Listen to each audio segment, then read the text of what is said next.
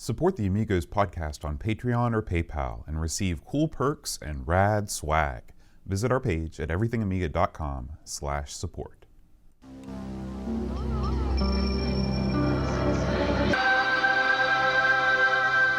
Amiga, the first personal computer that gives you a creative edge.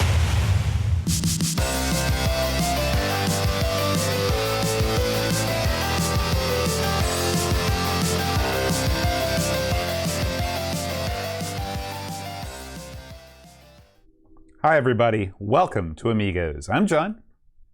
And I'm Aaron. And today, Aaron, we're going to be talking about 4D sports driving. Yeah, we are. Now, Aaron, we've done a lot of driving in our day, and you especially in your current position do a tremendous amount of driving. Would you call what you do sports driving? It can be. You remember that old band Driving and Crying? I'd say that's more like what I do. Fly Me Courageous, I believe, was their big hit. So, have you ever been in what you'd call a real sports car? Does the Batmobile Absolutely. count? Then yes, I've been in a real sports car. When were you in the Batmobile? Was that when you met Burt Ward? That's right. At the car show, they let you sit on the passenger side of the Batmobile. It was Wow. awesome. That's cool. That's cool. I've never been in a real like sport type car, like a Porsche 911 or anything like that. The coolest car I've ever been in, I was picked up from a bus station once in a DeLorean, which was pretty rad. Ooh. And That's pretty cool. And as we were driving along, we popped the doors open and they had it all, spread open, and the gull wings. So that was pretty rad. That's probably my coolest. I always thought DeLoreans are really awesome, I have to say. Before the movie, I thought they were awesome. I remember when they first came out, you're just like, man, look at this thing. You never see anything like it. Yeah, it was futuristic, and it's surprising that nobody has thought to kind of capitalize. The way I see it is, remember the PT Cruiser? So the PT... The Chug that's right. The PT Cruiser was sort of a throwback car to like an old 40s gangster mobile, What I wonder is, why hasn't somebody taken all of the good feelings, the warm fuzzies towards not only the Back to the Future elements of the DeLorean, but it's cool, it's retro futuristic 80s future looks, and put that into a new car. It seems like a while back I heard they were going to fire the DeLoreans back up. Really? I don't know if they ever did. But I believe, stop me if I'm wrong here, but wasn't the DeLorean stainless steel? Yeah, I remember that. I think that was one of the reasons why it possibly didn't. What an odd it didn't stay in production. But I mean, it was an awesome looking car, and it's a shame that the guy that made it had a little nose problem. Yeah, you know what I mean? Yeah, absolutely. Well, Aaron, why don't we dive right into what's been going on in our little corner of the Amiga scene, the updates to everythingamiga.com. What's new, Aaron? Very good. This one almost slipped past this boat. Thanks to your eagle eye, old boy. What we've got here is a new section, part 2 of the Duncan Styles Checkmate A1500 Plus installation of the Amiga 500, the whole rundown of how it works. I love these. I thought the first one was great. I haven't got to read this one yet, but I'm looking over the pictures. Looks awesome. We were talking before we started recording the show at what a neat addition that the Checkmate case makes to your collection, and it's one of the few things you can buy that gives you unbelievable functionality. Right. That's the amazing thing, and the fact that this thing got made and it isn't absolute garbage is astounding, because the amount of room for error in a project like this is off the freaking charts, Boatster. I mean, can you imagine me and you putting something like this together? No. And this could have easily been one of the bigger flops in Amiga Kickstarter history. If your tolerances are off even by, less than a quarter of an inch, your boards aren't going to fit in here correctly. There could be so many things that could go wrong with the injection molding process. I mean, even look at all the trouble that the guys had with the keycaps. They had to send those back 2 or 3 times because things weren't right. And this is a full case. So really give it up to old Stephen Jones for putting out a quality product. And of course, thank you to Duncan for documenting this process. This is so cool to be able to live. On top of everything else, you've got hardware elements to this. And the wide and ludicrous differences of the Amiga 500 hardware that was sold in 20 or 25 years or whatever, and you're trying to get all this stuff to work with with these riser boards and stuff. I mean, it's wacky. But once you get this thing all set up and get everything going, I mean, effectively, you've made yourself like a souped-up Amiga 2000. Right. Effectively, right. I mean, you've got everything in there. It really takes, because the Amiga 500 is by far the cheapest of the Amiga family. If we pick one of these things up, pretty cheap, and you can convert this into something really amazing. So yeah, I hats off to the whole crew that worked on this. Very good. Yeah. All right, well, that concludes the EverythingAmiga.com updates for this week. However, we have a plethora of news brought to us by the friendly neighborhood Gamble Train, the train of Amiga news, Aaron. I feel like we haven't talked enough about the Gamble Train in recent weeks. Look at it. I think we talked about it Gaze too much. at its majesty as it brings us the week's Amiga news day in, day out. It's been a busy week in Amiga news, Aaron. First thing we've got is a new article up from our good friend Amiga Love. He has been playing around with a hand scanner. Now, Aaron, I can't remember if it was you or the Chud that had a hand scanner back in the day. Who was it? That was me, man. It was actually, I was using, in the video you're referencing, I was playing with the Chud's hand scanner. Okay. These things were neat. I mean, this is hard for people to understand now, but I mean, not for this gang, but when having digitized pictures of stuff that you wanted was hard to come by. Like, it didn't happen, man. You couldn't just do it. You couldn't just whip out the old cell phone and snap a picture of your favorite comic book. You couldn't do a Google image search or whatever you want to have a picture of. And so these hand scanners, especially when they had the the ones that you could, I mean, because when these things first came out, a lot of times they would have, they required their own specific port, or they were SCSI or whatever. But I mean, these things allowed you to take and hand scan in pictures. Now, they weren't the best quality, but it was still neat to be able to do it, because it was so difficult to digitize stuff. And it was early in the game, before the Digiviews and stuff came out. And even when you're using those things, it was no picnic, by the way, early on.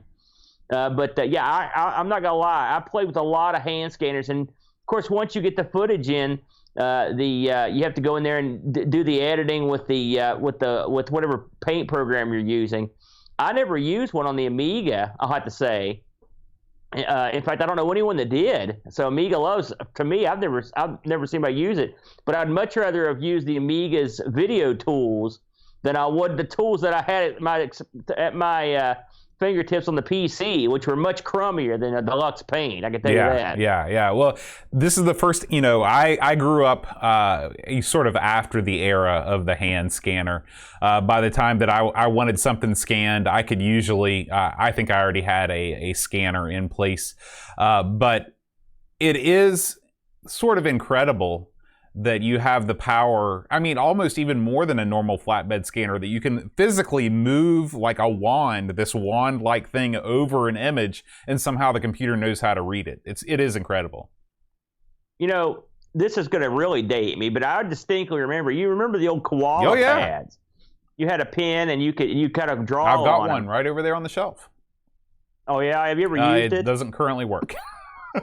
Have you ever used one? Yeah, before I used one. I think that there was one in the lab in the 8th grade with the Atari 800s. I think they had one in a box that I used.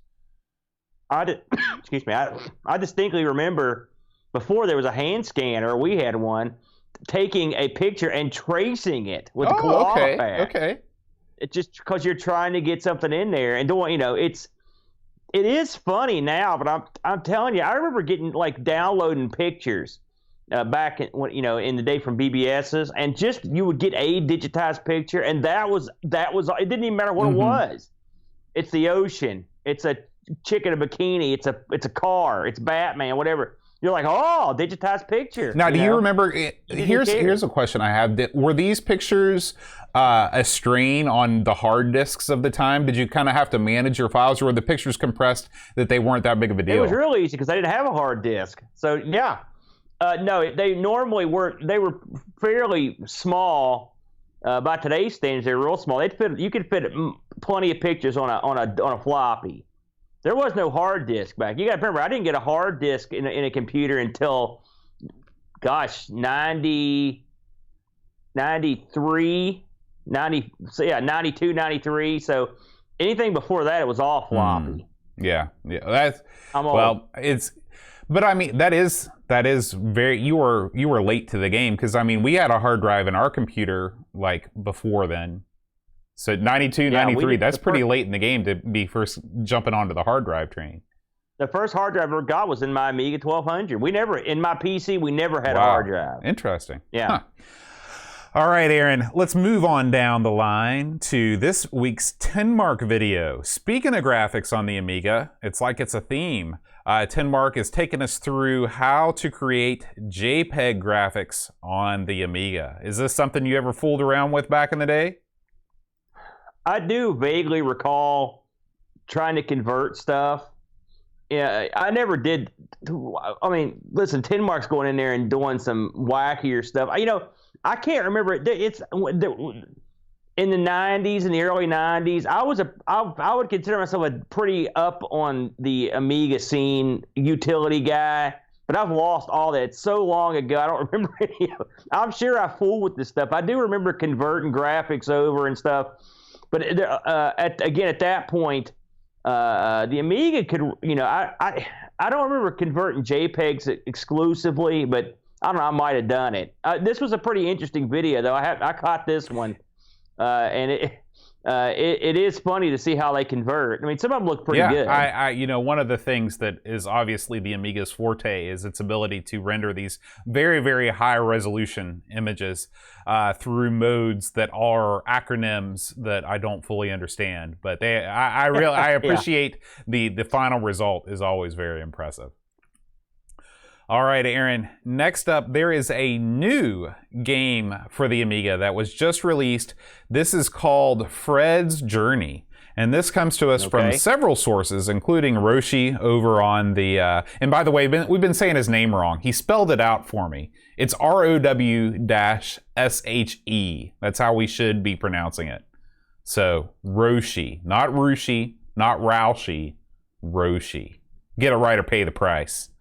Sorry, it's too late now. The die is cast. Fred's Journey is a cute Amiga platformer from Cosmos Designs and Retro Guru. This comes to us from Indie Retro News, the best news source for all new Amiga releases. This is it's a platformer. I checked out Saberband, of course, on the case, putting these videos together. This looks like a game that I would be into because it looks like a simple platformer. What are your first impressions when you gaze upon the visage of Fred's Journey, Aaron? Well, is Fred the guy that you control? I would think so. Fred is real creepy looking, dude. I'm not gonna lie to you. It looks like a head and legs with no pants. There's a lot of skin on that guy. That's some weird stuff right there, man. His unblinking gaze is sort of unnerving. Now that I sort of I look upon it. He looks like he's really he's very into what he's looking at. I mean, that's creepy. Yeah. This is creepy looking, but I don't know, man. He seems like another one of the pantheon of Amiga platform dudes. He'll fit in nicely. We don't have a blank staring naked head man in the list, so stick him in there. Now, I will say I got to give this game props because it runs on an OCS ECS system with only 1 meg of RAM required. This was coded in pure 68K assembler. That's high quality assembly. I will say the background, the graphics look okay, but the guy is weird. Well, he's looking. Fred. That's all you can say. Yeah, there you go. I guess that's what you get. All right. Next up, let's surf the World Wide Web like it's the 90s with an Amiga. This was a video that popped up on my radar, Aaron. I got a radar that casts a net far and wide over the darkest reaches of the internet. And this came in through it. Basically, this guy has taken an Amiga and he's hooked up a webcam or a camera, and he goes through a bunch of different websites and lets you see what the Amiga World Wide Web looks like. So this basically, it looks a lot like surfing the net in the mid 90s with Netscape. It does. It brings back.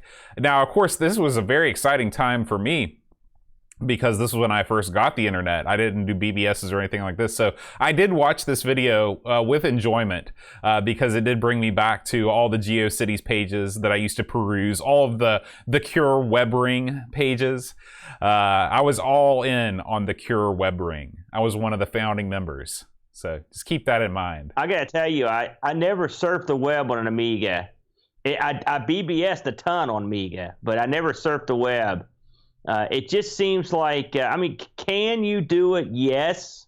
It's a lot like the JPEG thing, that tin mark. It's something to do, but it's not really something you need to do. You know what I mean? This is just something to see if you can do it. Now, of course, this guy is being very sort of selective with the sites that he visits.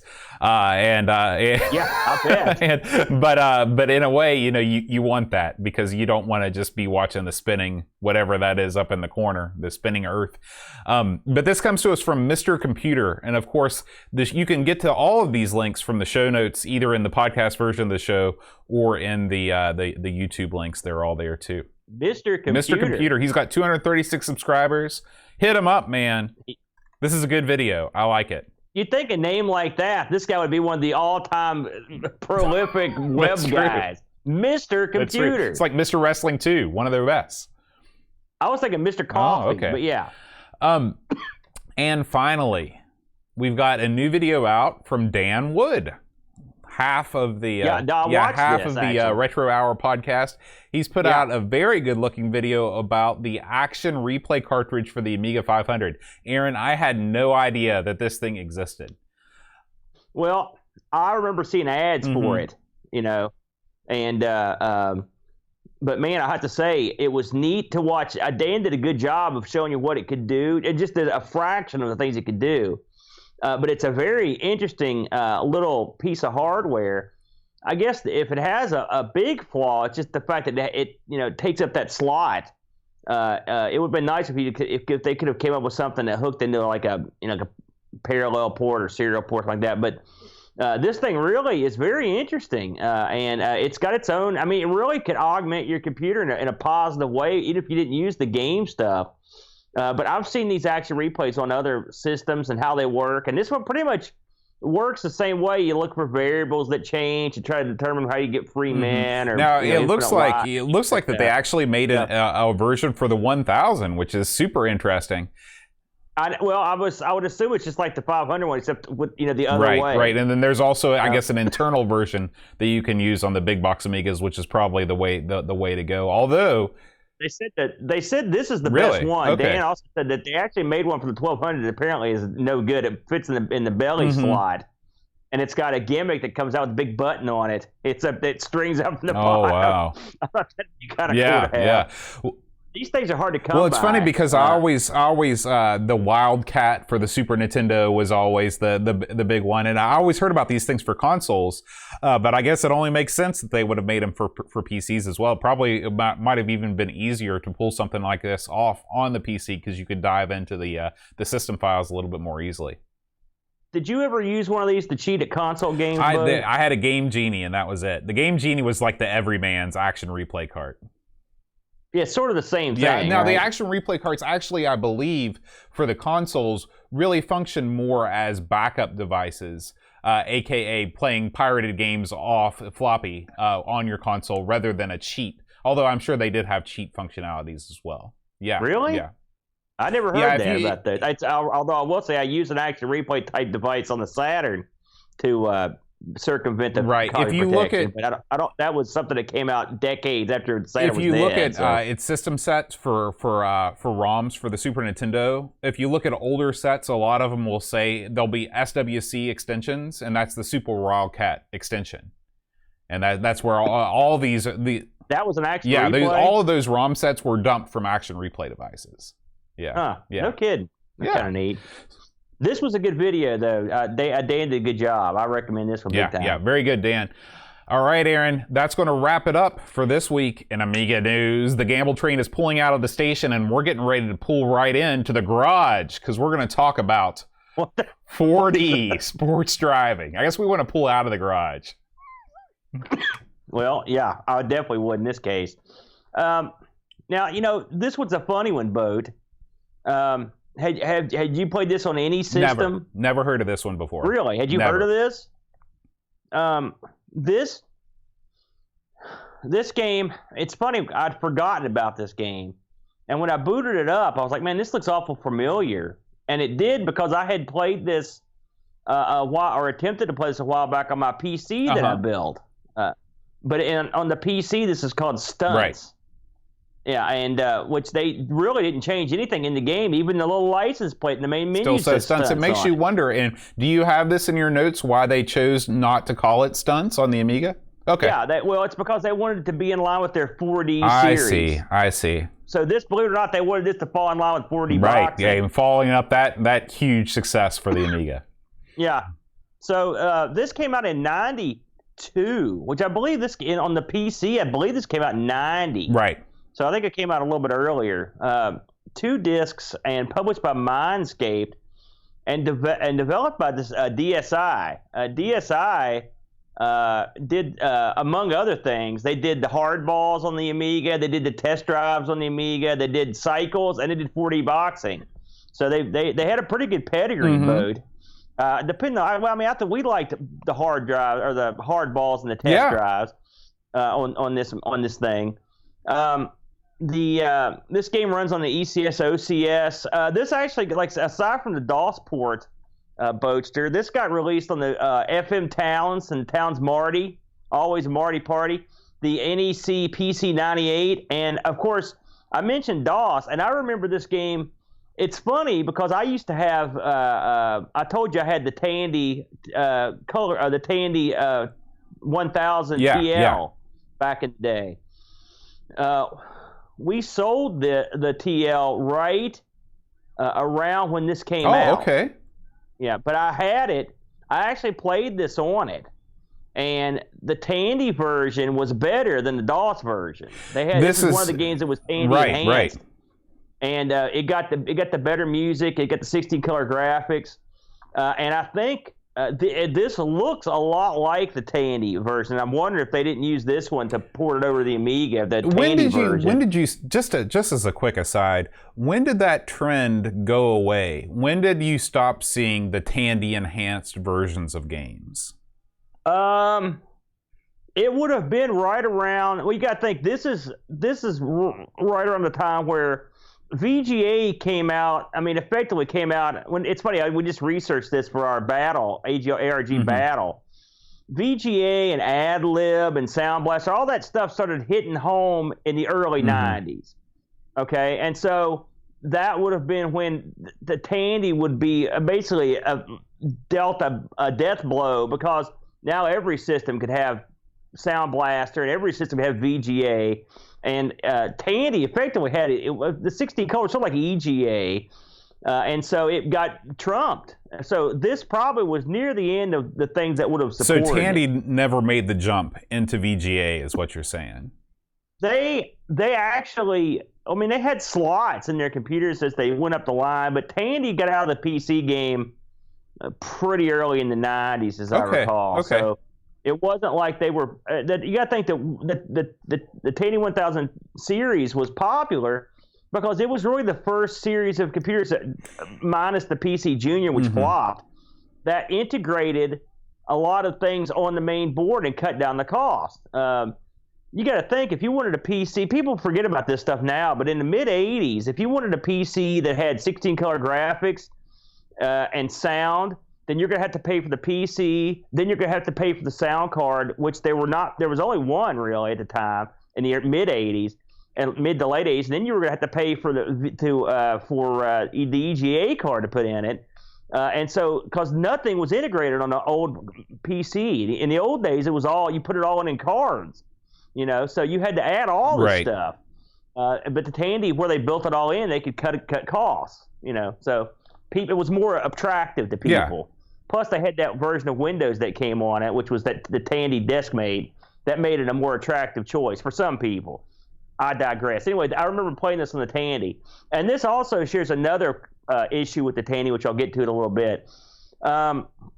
So this also had a data disc boat, the 4D Driving Master Tracks disc. So what is Stunts? It's a pretty... Or excuse me, I'm going to do that often. 4D sports driving. What is this game? If you've ever played hard driving, then you've played the inspiration for this game. Wouldn't you agree with 100%. That? 100%. Now, Amiga had a version of hard driving, which I would say was subpar. It wasn't the worst I'd played, but it wasn't what I would call off the charts, And so this sort of follows suit in a lot of ways in my mind. Well, I would say I would call this the proper successor to Stunt Car Racer on the Amiga. It's funny you should mention that, because I was thinking about Stunt Car Racer today. It's funny, the games don't really play that similarly to me, and Stunt Car Racer does some things this doesn't, and vice versa. But a lot of it comes down to which one is more fun to play, and that would be, I guess, vary between who you are. I know which one I would prefer to play. So when you load this game up, it's got a pretty straightforward menu. It's got you get to pick you can pick your car, you can pick a track, you can pick your opponent if you want to have an opponent or not, and you can go to your options area. Pretty standard stuff, Bode. I like the fact that the menus are straightforward and easy to navigate, and they've got a decent little tune playing on there. Once you like, the first thing I did was go and pick a car. The cars are rendered in. They're not that attractive, are they? Well, yeah, they're very low res. Flat shaded polygonal things. Yeah. It's hard for me to be too down on them because they were trying to do them in 3D. And I mean, this is pretty early on for that kind of 3D modeling, and they do look different. And here's something that that you don't get in a lot of games that feature multiple kinds of cars, is that they handle differently, and the dashes are all completely different. And I like that. So I mean, they also, when you pick your car, they give you a chart that sort of has their acceleration rates. They give you a bunch of stuff, including how much the car costs, how the top speed, all that kind of stuff for gearheads. I think there's probably about 10, 11 There's a cars. ton of cars. When I was Lamborghinis and Porsches and everything. All of the major brands are represented. I think there's a Ford, there's an Audi, and so I was very impressed with the car selection. A lot of care went into this game. They could have easily, cheaped out and only gave you, 2 cars or even 1 car, but they really did a lot to make you feel like you had some choice in this. I will say this, and this is a controversial statement, and you may not agree with me on this. You'll recall in Test Drive when you're picking your car, the car kind of rolls onto the screen, and it looks like it's not it's not in polygons. It's an actual hand drawn car, and they look so much better. I think I would have preferred that. I know that this gives you a picture of what they look like in the game. But for me, I would like to have the illusion as long as possible before being thrust into the polygon. I would probably agree with you in that, although this game totally destroys Test Drive in the amount of cars that you can pick from. Well, yeah, of course, Test Drive did have the car discs and stuff, which, I mean, you get them for free here, but you can have a bunch of cars. Yeah, but I'm just comparing the base Test Drive game. Yeah, you're right. You get way more cars. I think in Test Drive, you only get, 3? I think that's all you get. Test Drive 2, the dual. So once you pick a car, of course, you can pick manual or automatic. You know what I picked, Bode? I picked automatic every time. One thing you'll also find is in this game that you have to push up to accelerate. That we'll get into what you thought about that here in a minute, but I got an idea. So what are the other choices? Well, you can also pick your opponent. Now you can pick an opponent from some pre-selected guys, or you can go against the timer. If you pick an opponent, like an actual opponent, of course these are computer-controlled opponents. There's no multiplayer. Each opponent is listed with a sort of a kind of digitized picture and a backstory, and includes their weaknesses and strengths and their name, and they're pretty wacky. Did you look through? I looked through them all when I was making the video for this show, because nobody had really done an in-depth look at this, and so I recorded some footage. Again, astounding amount of work went into the characters, and not just the characters, but their backstories. They each have their own special track. Man, the options in this game, I don't think we've done a racing game where there have been this many options. I like the fact that you've got this sort of reminded me of that. Was it Budokan or whatever, where you had to fight the different martial arts guys, and they were all different. They had names and their special weapons. Remember that? I think you're thinking of a different game. Budokan doesn't have any of that. You know what I'm talking about? That martial arts game where you go to the big hall to fight. I like when they have these wacky characters. I think that's funny.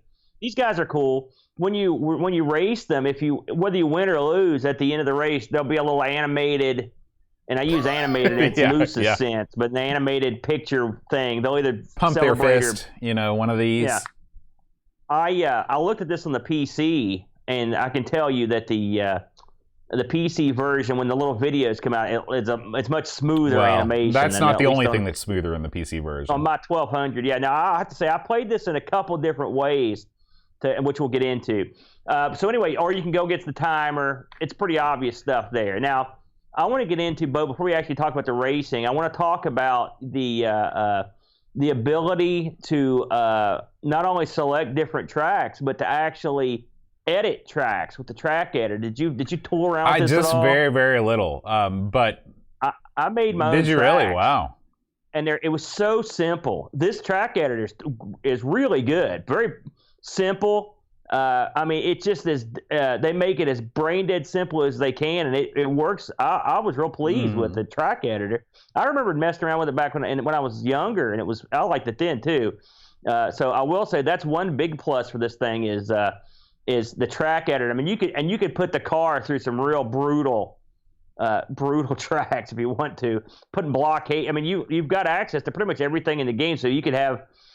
You could have those blocks in the road, and you could have them jump like way too far, and you can have bridges right beside jumps and have them jump into stuff. You can do all kinds of crazy stuff, but I like that. So that's a big thumbs up for me. And you can also, of course, go in there and fiddle with tracks that are pre-made as well, Bo. Yeah. So let's get to the nitty gritty, Boatster. The actual racing. When you hit start race. You are, or let's drive. It puts you in this area where it opens two doors, like you're emerging from a huge warehouse onto the track. I thought that was kind of weird. It does that on I all don't the think you're versions. emerging from a huge warehouse. I think that is the back of the truck opening up. The carrier truck. Oh, Boat. That's why you make the big bucks right there, pal. I never actually put that together. So you're unloaded off this truck, if you will, at the start line. Now, if you're driving solo, the timer kicks up. It gives you the go, and you take off. Boat mentioned that each of the cars have a different dash, which I believe that was also the same. Was also true in Test Drive the Duel. So it's good attention to detail, Boat. The dashboards are not polygonal; they're just normal, aren't they, Boat? And so they look, but it doesn't stand out or make it look weird. There's not it works. I think it works. Absolutely.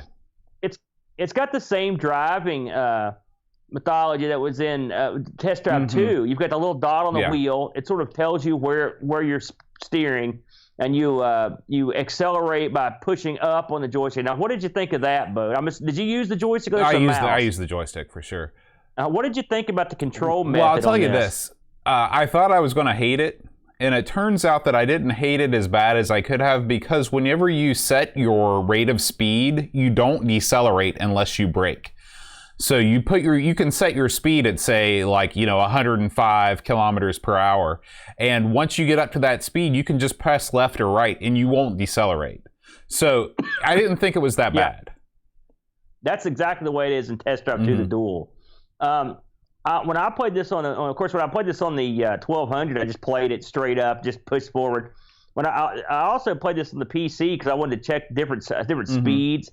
And I actually, on there, I could change the buttons around. So I actually made accelerate and braking, but I gave both. Yeah, that would have been welcome in this. Yeah. Well, it didn't work. It's not like it worked perfectly, but it did. I did do better doing it that way. And plus, I wasn't using a gamepad instead of, although really I used the gamepad on both, but I used the Xbox stick on the PC. I used the Super Nintendo stick on the Amiga. But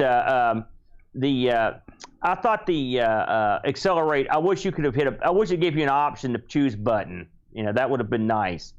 One thing you'll notice, I don't know what yours default set on when you started, but when this thing crept out of the gate, I was like, man, this has got a pretty slow frame rate for me, and I ran a race and I went there actually is a place where you can go to tinker with the graphic settings.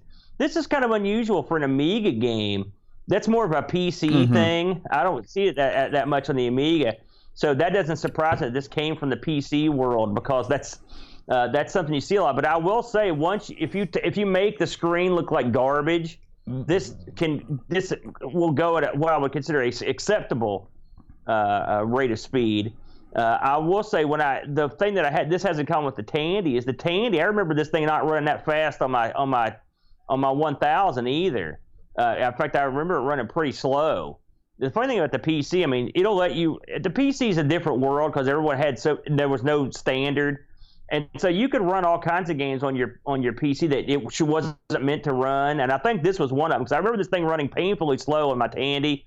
So it wasn't as bad on the 1200, but it wasn't exactly a breakneck speed. Now, how did you play this thing? I played this on FSUAE, emulating an Amiga 1200, just a stock 1200. What did you think of the frame rate? I'd heard on Discord that this was going to be a disappointing experience playing this on the Amiga rather than the PC. However, I didn't find it to be the case. I mean, I went back after I got done and watched some footage of the PC gameplay. And of course, the PC is infinitely more smooth. However, I did not have a bad time with this game. I became adjusted to the frame rate pretty early on, and it didn't bother me. I thought that it played okay, and I had a good time with this. I don't understand why this game doesn't get more love. To me, this game is everything. I think that Stunt Car Racer it's an okay game. It's fine. I think it's a little overrated personally. It came out very early on. I think it came out in 87, 88, something like that, and that probably has a lot to do with it. But it was much earlier than this one. Yeah. But I don't understand why this game isn't more fondly remembered, because this game, to me, does everything that Stunt Car Racer does and more. It gives you more tracks, it gives you more cars, it gives you more options, it gives you all the different stunts that you can do in this game are much more impressive than any of the stunts that are in Stunt Car Racer. The only thing that this game really has against it is that it's sort of a nerfed port from the PC, but that doesn't mean anything. If you only got an Amiga, this is the game for you. So, maybe it's because a lot of people played Stunt Car Racer first and they got really good at it. And this game, I mean, it does take a while to get used to, but I was able to complete, races and stuff, and I was never able to beat a computer opponent, but I had a ton of fun just racing around. Of course, the big thing that Stunt Car Racer has that this doesn't have is that null modem support 2-player version, which, I mean, you can't, if this game would have had that, man, perfect. I think that would have improved this game's lot. I can't. Another thing that I want to mention is this game is so much more interesting to look at than Stunt Car Racer. Once you're out in the world, this game is a lot more. It has a lot more in common with hard driving, where you're looking around and you see objects off in the distance in the background as you rotate around in this 3D world. It really makes you feel like you're in a world. Versus Stunt Car Racer, basically you see the track and the flat horizon in the ground, and that's it. And again, I don't want to undersell Stunt Car Racer at all. I think that this game is the logical extension to where Stunt Car Racer, should have gone. If there was ever a Stunt Car Racer 2, which I know there was that TNT or whatever, but to me, this is a proper Stunt Car Racer 2. It's funny, I don't find these that comparable, if I'm honest. They are the same subject matter. I mean, there are comparisons, but I didn't really think of that game that much when I first played this. It did occur to me, like I said, mentioned earlier today. Here's the thing: I think Stunt Car Racer is a much more fun game. I think Jeff Cram, and one thing that he got right that they couldn't get right on here was the fact that the illusion of speed. That game, you actually feel like you're moving fast. You're really going. When you make jumps and stuff, it all feels like it should. This game is just, it's just so, the frame rate's slow. It's twitchy. I mean, everything in the game feels slowed down. It feels like and keep in mind, if you're playing this on, like, say, an accelerated Amiga, this may be a great game. It's funny, when you say that this game doesn't get that much press or whatever, you're right. And you'd think this would be one of the games that would get a lot of press with accelerated Amigas and people showing off their, So I've got to wonder if the accelerated hard drive has much of a difference. I would assume it does, because I saw people play this on the Amiga 500 and it was really slow in there. So the 1200 did increase it. So one would assume that having a more jacked up process would make this go quicker. Like I said, I don't want to necessarily just sit here and compare it point by point with Stunt Car Racer. I personally like Stunt Car Racer more. Everything you said is pretty much right, except that I don't like the problem. This game sort of loses it in the gameplay. Yeah. It's just so twitchy and slow. Now again, if you turn everything off, you get a little boost. It's not a ton of boost, but you get a little bit, But if you watch someone play this on a PC, this is one of those games, as I recall. I remember trying to run this on my PC, and I believe it was just way too fast to run this. I think this is one of those things that it can go to ludicrous speed, and you have to sort of cripple your own processor. Because I remember trying to play it on there and just saying the hell with it. But it's a much smoother experience. Of course, it depends on what PC you've got too. So I don't want to sit here and compare these directly with the PC version. Everyone knows you got a faster machine that's going to run better. But on a stock Amiga 1200, I didn't think it was acceptable, frankly. And that's sad because I like almost everything about it. The stunts are cool. The loop, the corkscrew, the banked turns, the bridges, the ramps. Now, there are things I don't like about the gameplay. If you'll recall when you're playing hard driving, for example, if you careen off the track and get yourself killed, it will show a quick replay of you dying. It puts you back on the track and you take off. In this game, you're pretty much game boned. over. Yeah. Yeah. I like the other way me better. Me too. Plus, you get that. Remember the bum bum bum bum bum bum bum bum bum, the death music that was on hard drive. I always loved that. We own a hard drive, and so I've played this game about 1 million times. In the arcades, I'm pretty familiar with it. This game adds a lot of stuff that this is definitely the natural progression from hard drive, and I'll definitely agree with you there. And of course, hard driving came out with stunt driving and all this other crap. But this game is really adds all the stunty stuff you want, plus the track editor, plus all the cars. It really only misses in two areas. It misses on multiplayer, and it misses on overall performance. Because I think there's a really good game here if they could just get it to perform correctly. And this is probably one of those titles that was just a little bit too ambitious to put on an Amiga. This is 1990. Now, I'm sure some people are going to say, listen, they just did a quick and dirty port over to the Amiga and didn't put enough time in refining it. And maybe that's true. But I can only review what they've got in front of me, not what the potential is. Something else that I thought was real irritating in this game is it's real easy to spin out in these cars. And when you spin out, man, you go 1,000 miles. Well, one of the downfalls about having a billion cars is that you don't necessarily take the time to find the ones that are the easiest to control. If you go to and you select I think it's a Lamborghini SUV looking thing. That's the one I always played with. Yeah, and that's exactly why. I didn't have nearly as much trouble with spin-outs as I did playing some of the other models. But if you played that 25th anniversary, like was it a Lamborghini was one, and there was a couple that if like you missed the track by like that much, right? You're gone. But I mean that's realism. I mean, if you play Project Cars or any modern game, you're going to notice that too. So I can't really fault the game for having like realistic driving physics. After all, this game is called 4D Sports Driving. It's not. Well, it's not fun though. Is my point. It's not fun to go 1,000 miles off the track and have to limp back on the burn. It just depends. This is a game that is definitely. It tries to.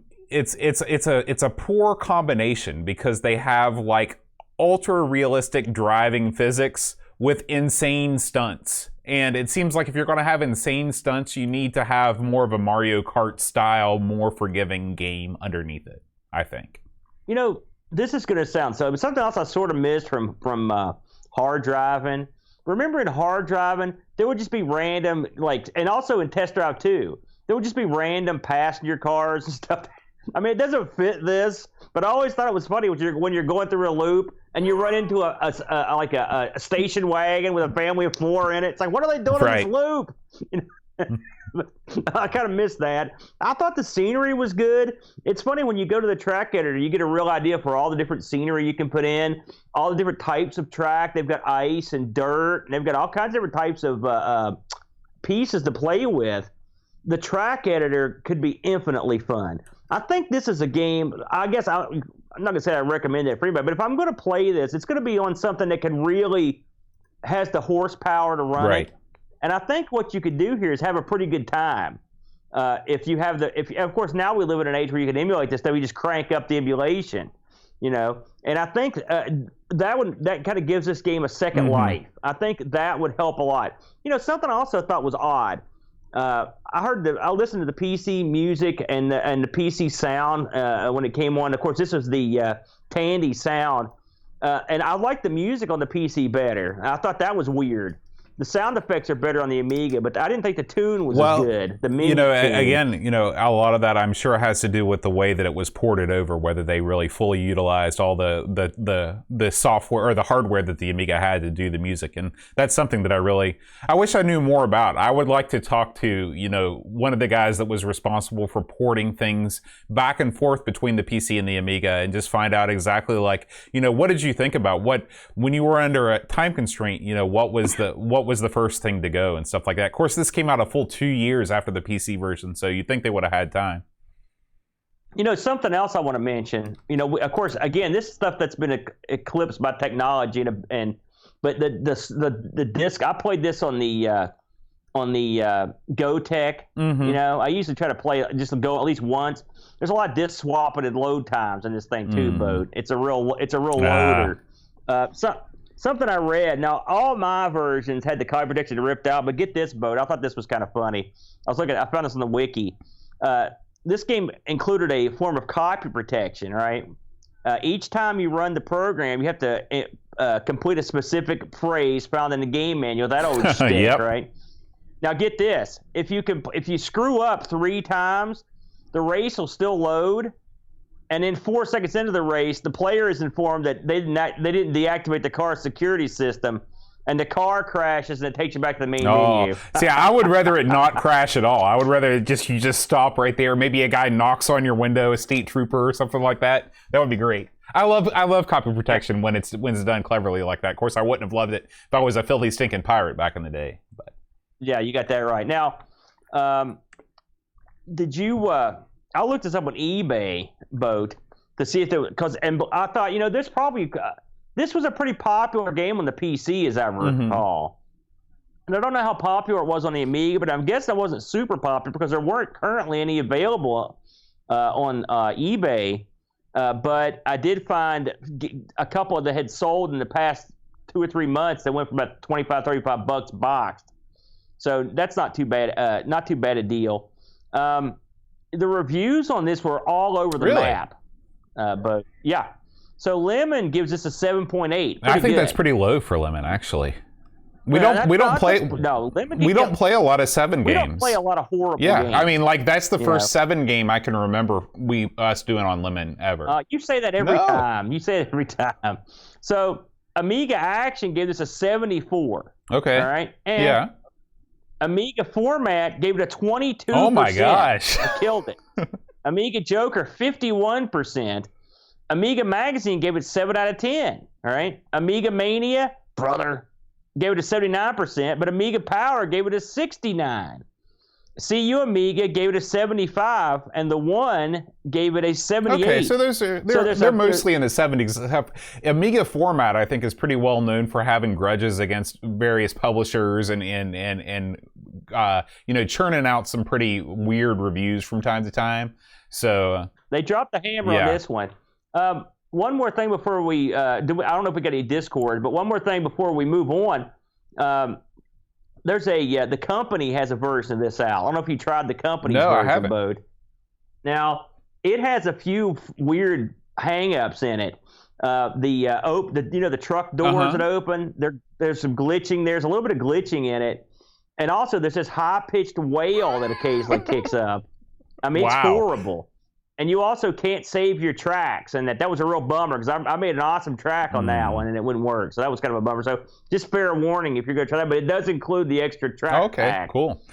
Did we get any Discord We action? did. Graham W. Bebke says, I played this for years on a 486 PC, and the Amiga version is very good too, despite it being slower and having frame rate and clipping issues.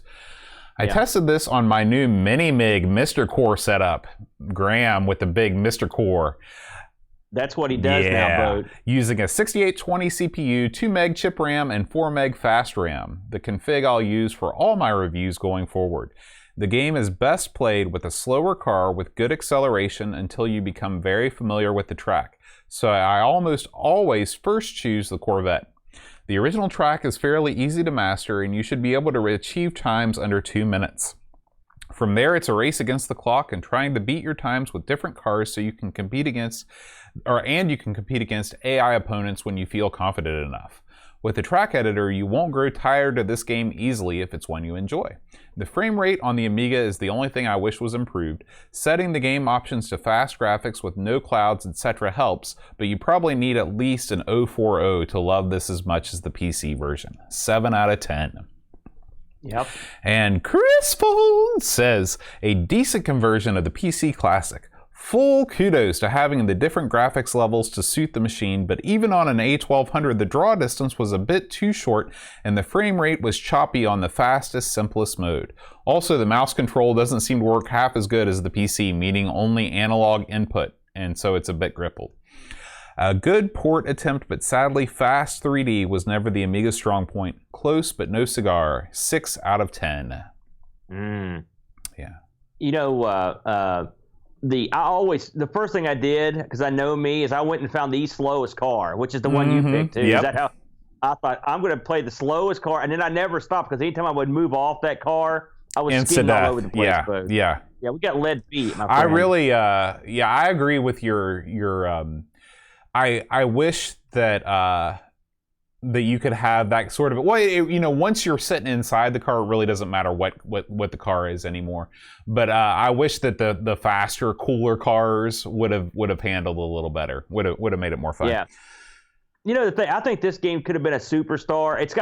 if you boil it down, you're in awesome cars doing crazy stunts, right? What's not to like? So really, I think they just overstepped their bounds because the guys over at DSI know what they're doing. Oh yeah. So it's just I think this was an ill-advised port. Let's just Absolutely. put it that way. Aaron, we got an iTunes review this past week. We love iTunes reviews. If you have not yet left us a review on iTunes, we invite you to do so. The Cure 1015. Speaking of my love for The Cure back in the 90s, when I was one of the founding members of the Cure web ring. It's Friday. You're That's in love right. with That's The Cure. right. He says, listening to these shows in the UK in 2020, reliving my childhood and all those hours spent on the Amiga, kids of today will never know the quality of some of these games. Great channel, guys, with some really awesome content. Keep up the awesome work. Been listening to these for months now. So thank you very much, The Cure 1015. We appreciate the review. I hope you've got wacky Robert Smith. Have you seen Robert Smith lately? I have not, but I can picture him being bald and hugely fat. Half of that's correct. He's still got the same hair as he's always had, except he's rather large, and the lipstick and the pale makeup look a little bit more ridiculous than perhaps they did in the 80s. Oh my God! Let's talk about the Cure. Okay, I'm always willing to talk about the Cure. Their big hit. It's Friday, I'm in Love. Is it their worst ever song? It's got to be up there. It's not one of their best. It's funny because The Cure is a lot like, they're a lot like a lot of bands. Like, it kind of reminds me of Red Hot Chili Peppers too, where their early hits were completely different than the rest of their catalog. The Cure. Yeah, except they didn't have as many hits nowhere near as many as the Red Hots did.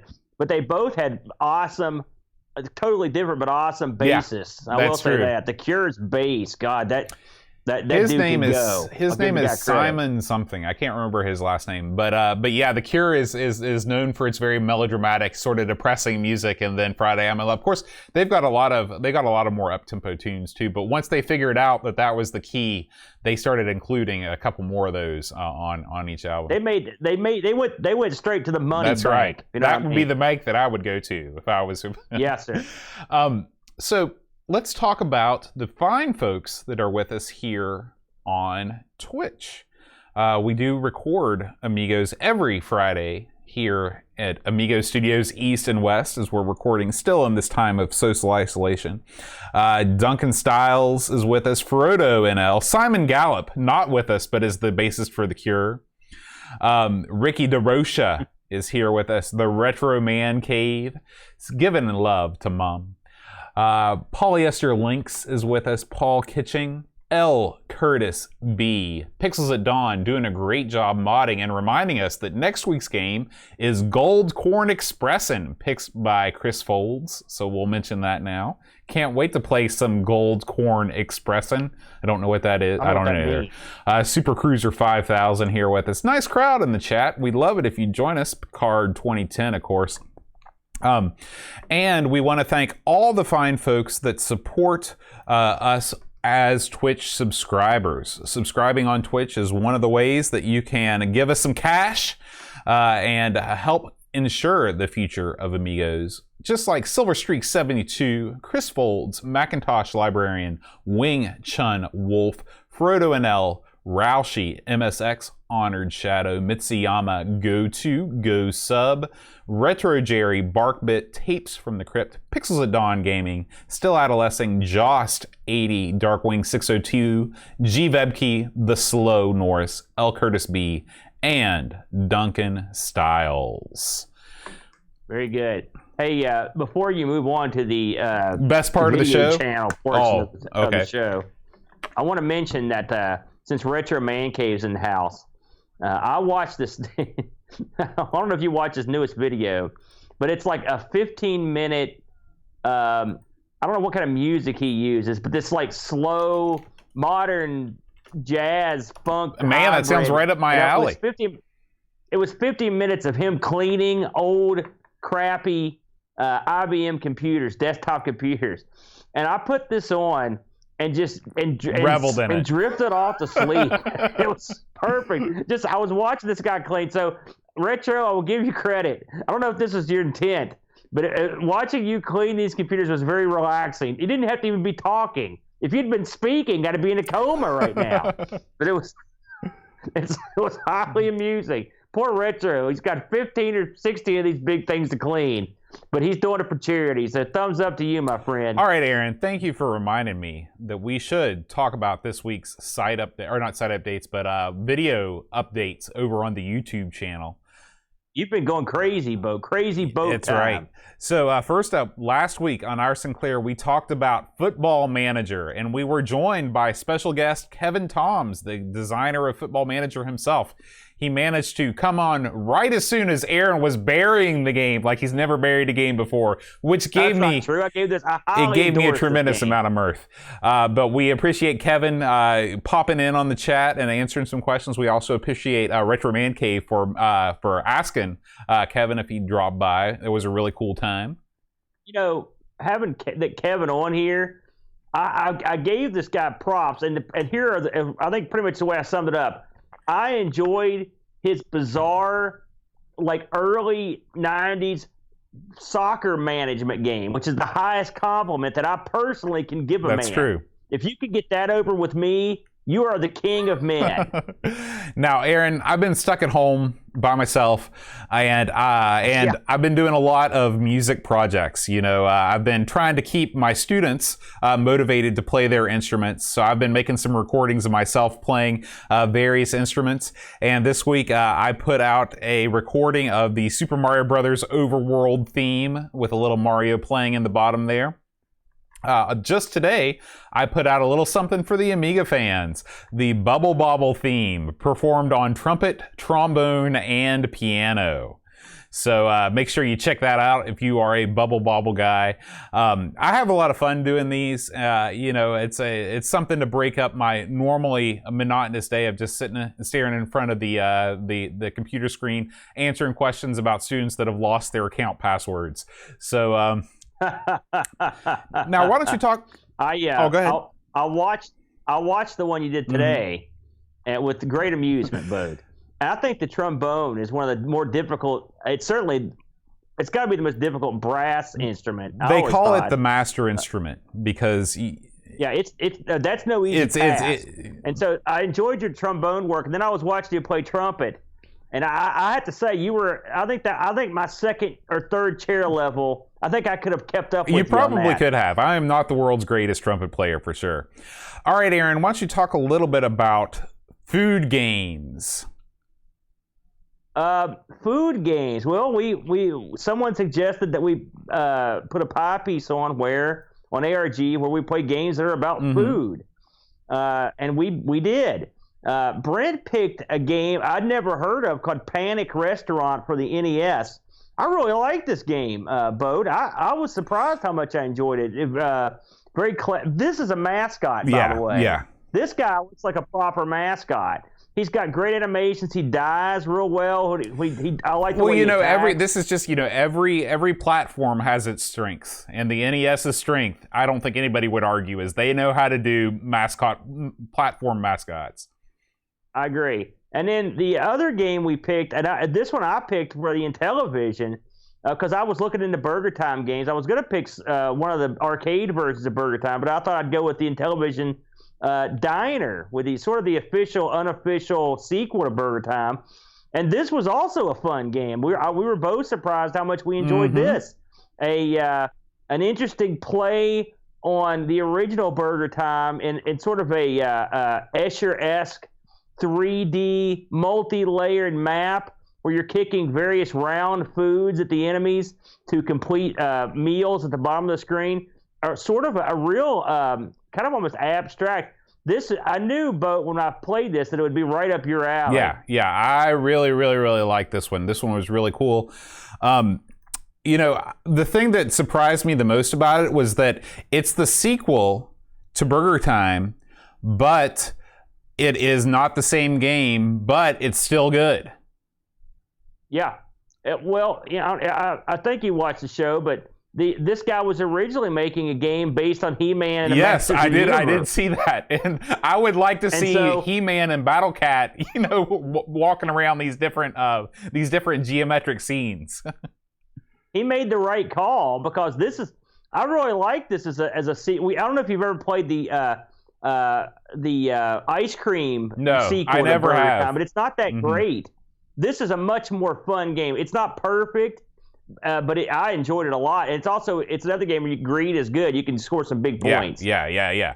So that, and then I made a couple videos. This week's games, for some reason, there weren't a whole lot of like quality captures for either Gauntlet 2 or 4D Sports Driving. So you can see some no commentary, just simple playthroughs of these. I put up a Coco comparison, Aaron.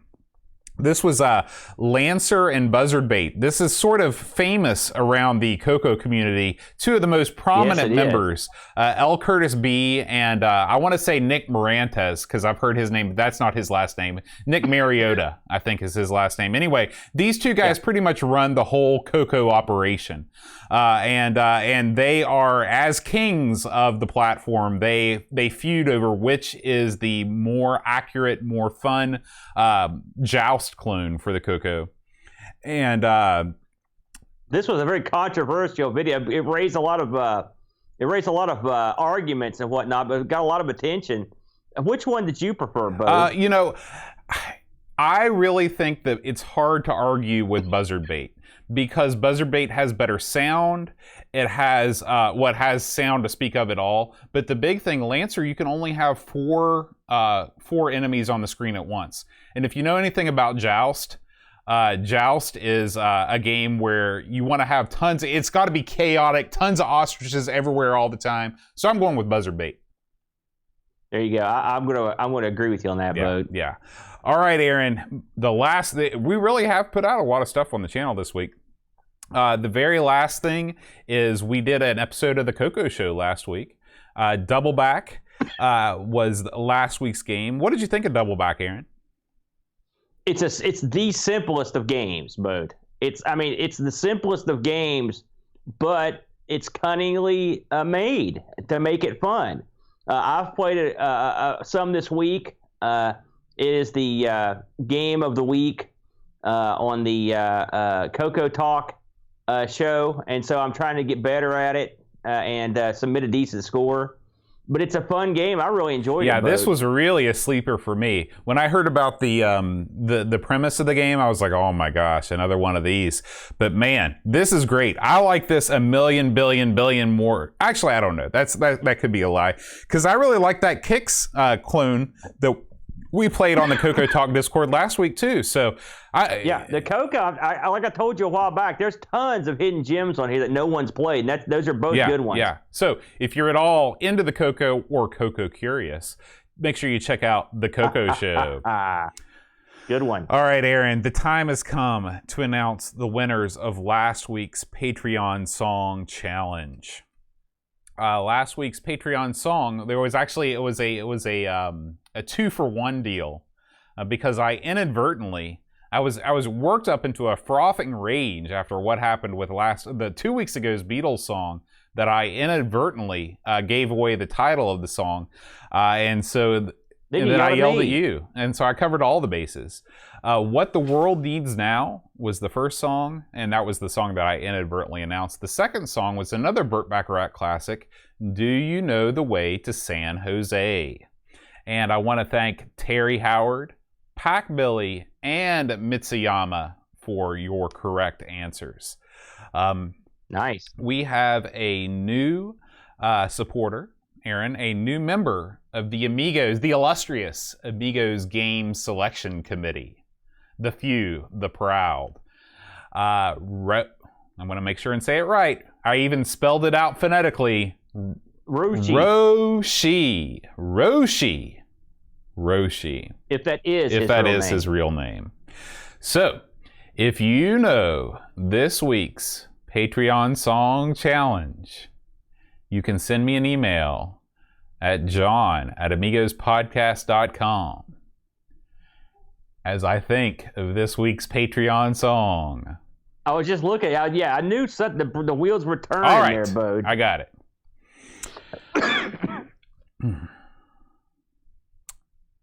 I want to make sure that I haven't done this one. Let's see. I don't think I've done it.